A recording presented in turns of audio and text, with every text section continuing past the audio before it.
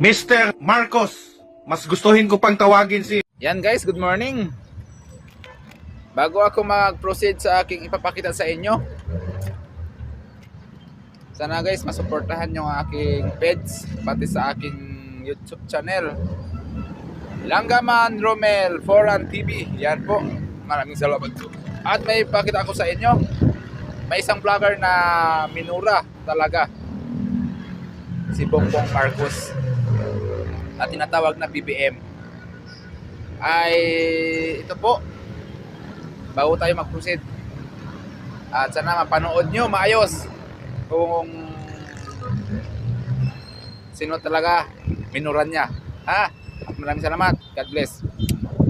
Mr. Marcos, mas gustuhin ko pang tawagin si Pangulong Duterte na Pangulo kaysa iyo. Hayop ka, bangag ka, wala kang kwintang tao, wala kang kwintang presidente sa Pilipinas.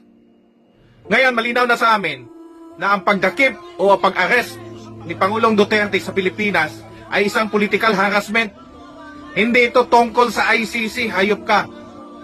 Ngayon, lumilitaw na sa mga galing ICC na ikaw mismo ang nag-hand over kay President Duterte, Mr. Marcos. Hayop kang panuway ka.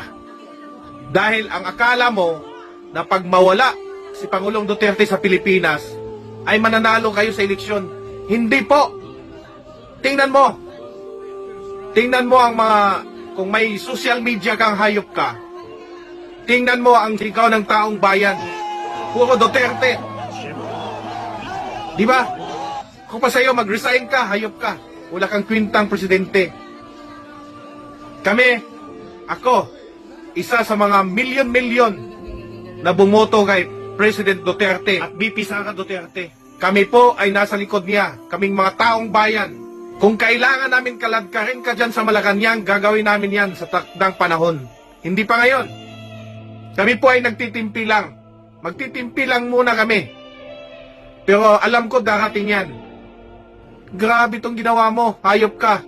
Tingnan mo ang ginawa mo. Ginamit mo itong isang diwata para i-implement yung batas kuno. Ito naman pong si Diwata Torre, hayop kang, animal ka. Ang itim-itim mo, ang itim-itim ng budhi mo, hayop ka. Pangit mo. Alam nyo, mananalo kayo sa eleksyon, Mr. President? Mr. Marcos? Hindi. Lahat ng kalyado nyo, hindi mananalo, hayop ka. Mark my word.